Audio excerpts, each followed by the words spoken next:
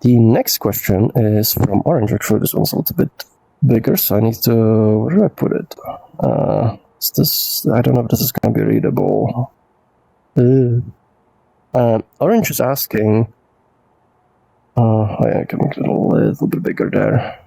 Orange is asking, do you have any plans to integrate PhotonDust with spatial variables? For example, if each particle could obtain properties such as color, size, vector, or air resistance based on position defined in a spatial variable, it would allow for highly sophisticated visual effects. It also seems interesting to find atmospheric pressure using spatial variable and visualize wind flow caused by pressure gradients particles. So, PhotonDust is not going to use spatial variables. It's going to have its own system that's going to serve similar purpose called effectors. The reason for that is spatial variables, they're designed to interact with the data model. So they're kind of synced with the data model.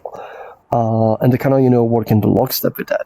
With PhotonDust, it actually runs, on background threads, it runs in parallel, and it's asynchronous, which means while PhotonDust simulation runs, effectively any of the changes you're making, they do not get updated within the particle system until it finishes its work, because you cannot, with multithreading, you cannot change the system in middle of simulation because it's going to break everything.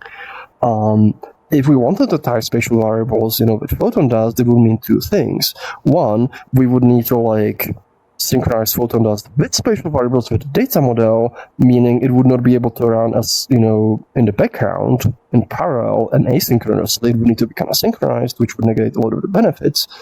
Or we would need to synchronize the spatial variables to PhotonDust, which means if you have a particle system that's taking long to simulate, suddenly everything else is not getting any new values through spatial variables because it's being held up by the particle system. So we don't want to tie those two systems together.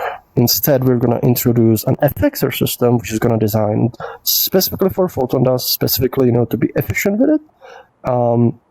That will pretty much let you do this kind of thing. It's going to let you exert forces on particles. It's going to let you, affect the colors of the particles and do lots of other things. It can have tighter integration for how it affects the particles too. So it's a lot more performant as well, because with spatial variables, there might be lots of individual samplings that might not be as efficient as something that's specifically designed to work with PhotonDust.